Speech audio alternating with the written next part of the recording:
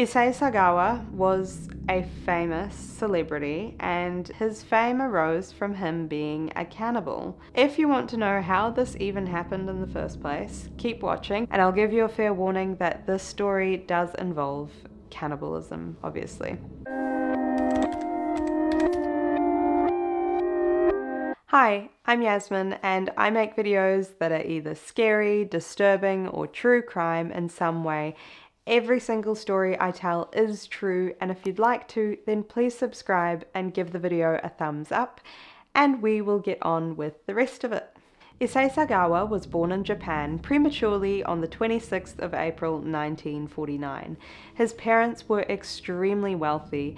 His mum was a stay-at-home mum, and his dad was a very successful business owner. When Issei was born, his dad actually recalls holding him in the palm of his hand. That's how small and premature he was when he was born.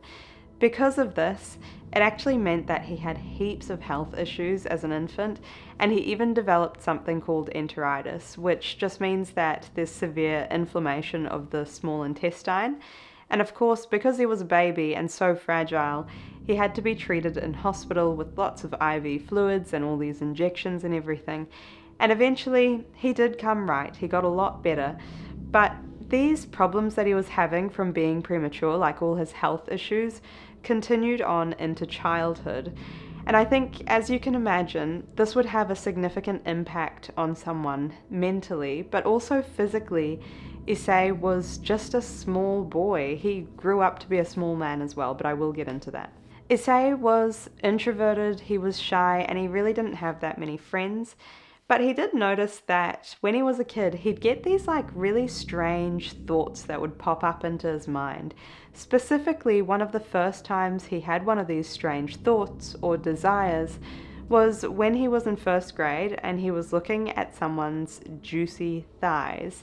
All he could do was imagine eating them. This is obviously not a very typical thought pattern that a child should be having.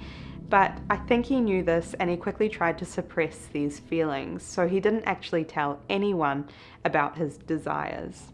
To distance himself from these unsettling thoughts and from all the loneliness throughout his childhood, he would actually read endlessly.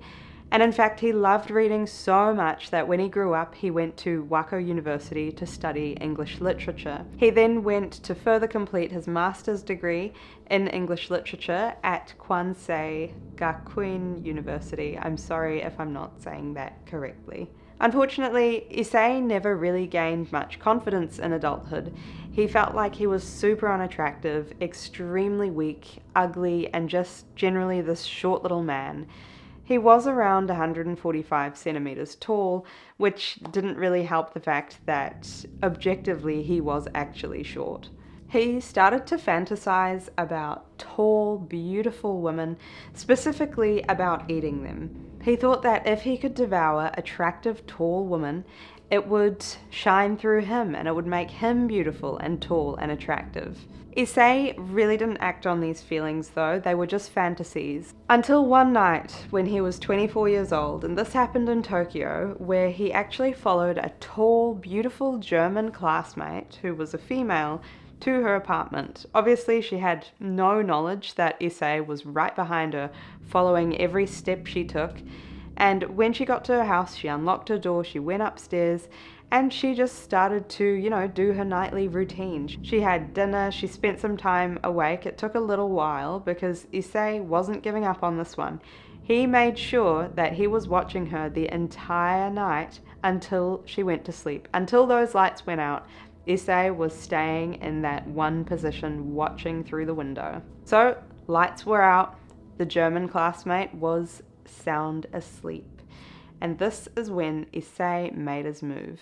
He went up to one of the windows that was in her bedroom and he broke into it. I have no idea how this girl didn't wake up to Issei breaking into her house, but she didn't. He broke into her apartment, he crept into her bedroom, and there he could see her sleeping on the bed. She wasn't wearing anything, she was under the covers, and Issei could not help himself. He unraveled her duvet and he saw right there in front of him her naked butt cheeks. He had a knife in his hand ready to go, but no, not to kill her.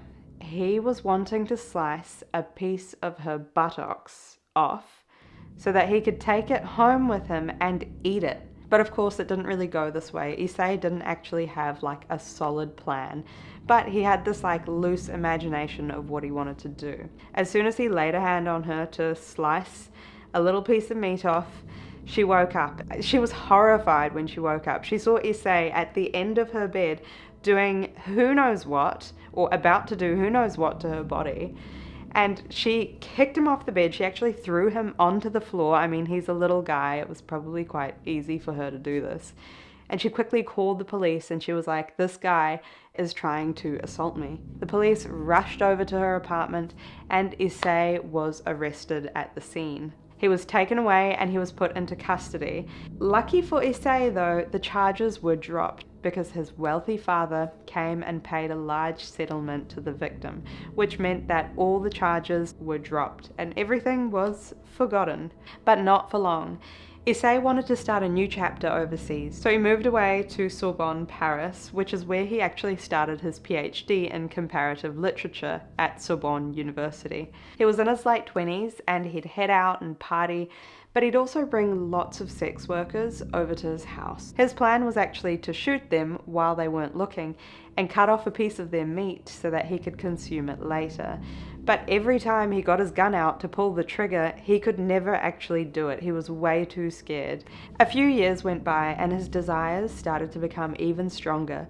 This guy has been thinking about this since childhood, and over time I think it just sort of built on itself because this was irresistible for him. Something changed when he met a tall, beautiful 25-year-old Dutch classmate named Renee Hartevelt. He described her as, quote, friendly and warm.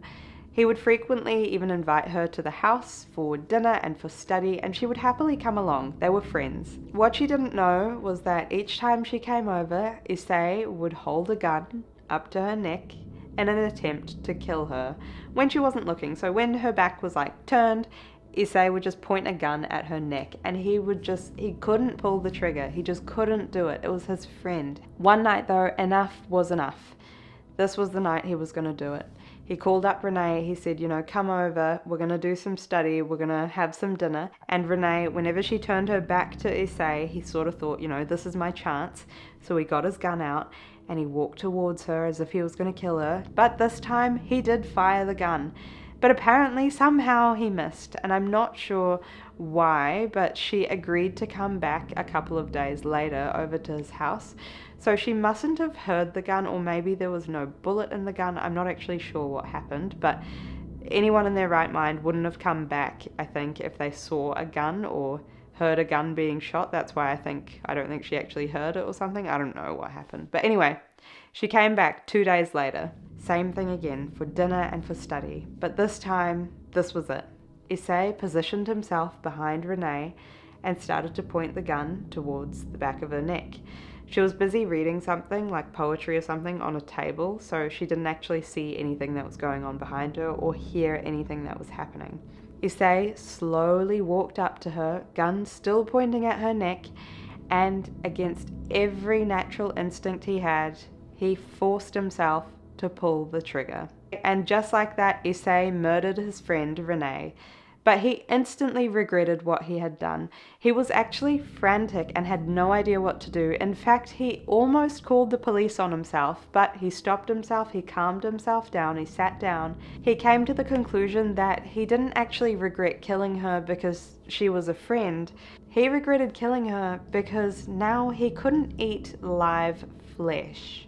Once Issei had accepted and processed the initial shock of what had happened, he took a timid bite of her flesh, but of course his teeth weren't really sharp enough to cut through her skin and tear off any meat, so he ducked out to get a butcher's knife and he began to cut parts of her out so that he could consume it.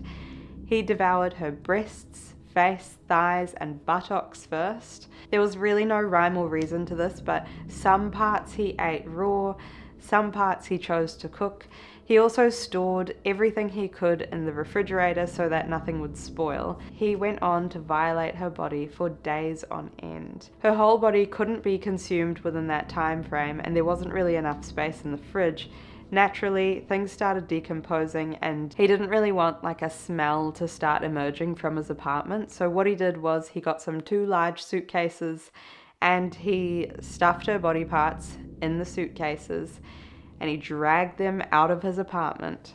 His plan was to dump them in a lake in a park nearby, but on his way there, I think it looked really weird because he was like dragging these really heavy suitcases and there was no rhyme or reason to why somebody should be doing this in a park where there's a lake. It just looks really suspicious. So because of this, someone called the police on him and they sort of took the bags and they saw what was in the bags. They saw that it was Renee's body parts and like cloths and things that were all bloodied. And naturally they took Issei into custody because he had murdered somebody. Issei was taken into custody and obviously they investigated his apartment and it was riddled with evidence. In addition to this, Issei also confessed to what he did and that he was trying to eat this woman. Issei was awaiting trial for 2 years and during this time he was in custody, but before the trial the judge found that Issei was psychologically unfit to stand trial. This meant that all the charges were dropped, but that he would have to spend the rest of his life in a mental hospital in France because they didn't want this guy on the street, which is fair enough. Issei's dad supported his son endlessly, financially anyway, so he hired a top defense attorney and paid for everything really so that nothing would get in Issei's way. Now, while Issei was in the mental hospital in France, a Japanese author saw that this was a really good opportunity to write a book. So he flew over to France from Japan and interviewed Issei to get a detailed account as to what the killing was like, what actually went down. And this Japanese author published this book. When the book was published, it sold so many copies that Issei was actually starting to become somewhat of a public figure and almost like a celebrity in Japan. Now, in France, they didn't really like this. They didn't like all the publicity and how he was sort of put on a pedestal in Japan. So they actually deported him to go back to Japan. And he was going to be put in a mental hospital in Japan as well. But before he could actually be admitted into the mental hospital, they had to do another psychological examination on him. And these psychologists determined that Issei wasn't actually crazy. He was, by their definition, sane, which meant that he couldn't be admitted into this hospital, so he was just sort of free to go.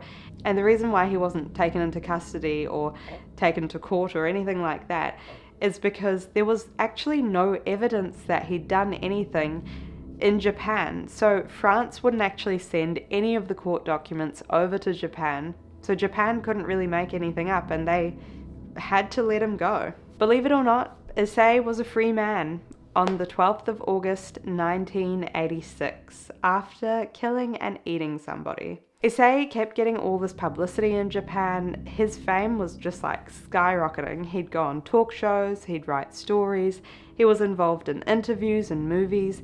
He basically spent the rest of his life capitalizing off what he had done to this poor woman.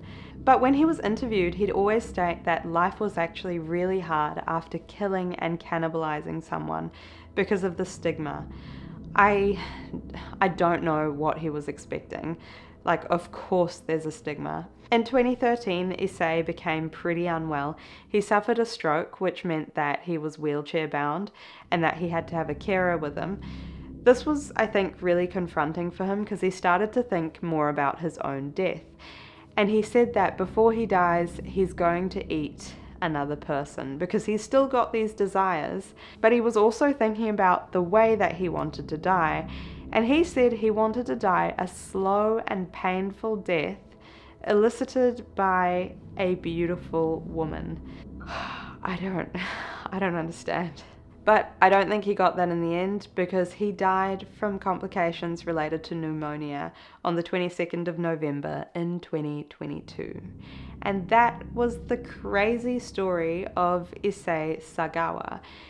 If you found this interesting, please subscribe, give the video a thumbs up. I post every single week, so follow along and I will see you in the next one. Bye.